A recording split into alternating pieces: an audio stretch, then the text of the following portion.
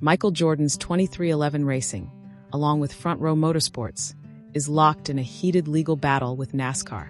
The teams are accusing NASCAR of unfair practices, and here's the kicker. They've filed for a preliminary injunction that could shake up the entire playing field. Now, if you're wondering what a preliminary injunction is, think of it like this. It's a legal move to stop something from happening while a bigger case is being figured out. In this case, 2311 and Front Row are trying to race as if they had charters, which are basically licenses that give NASCAR teams certain rights and privileges. Problem is, they don't have one, and NASCAR isn't budging. The first time they tried to get this injunction, the judge said no. Why? Because the teams didn't show how they'd actually be harmed without it. They claimed drivers, sponsors, and fans might jump ship, but the judge wanted proof, not just guesses. Judge Frank Whitney made it clear. He wasn't buying the doomsday scenario without evidence. But 2311 and Front Row didn't give up. They came back with a renewed motion, claiming this time they could lose a big deal with Stewart-Haas Racing. Where it gets spicy, NASCAR's lawyers fired back, saying the whole thing is basically made up.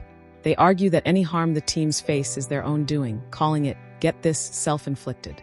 NASCAR points out that drivers like Bubba Wallace and Tyler Reddick have shown no real intention of leaving 2311.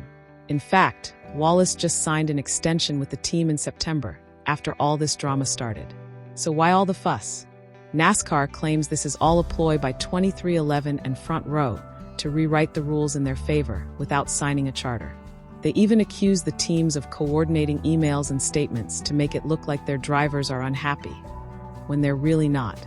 And about those sponsorship worries? NASCAR says it's all hypothetical.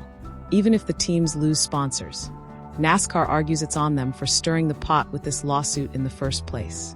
They're basically saying, don't start drama and then complain when it backfires. NASCAR's stance is clear. Injunctions are meant for emergencies, not for fixing problems you created yourself. And they believe this case doesn't meet the high bar needed to grant one. So what's next? The team's lawyers have until December 12th to respond to NASCAR's latest arguments. Meanwhile, the clock's ticking, and the drama is far from over.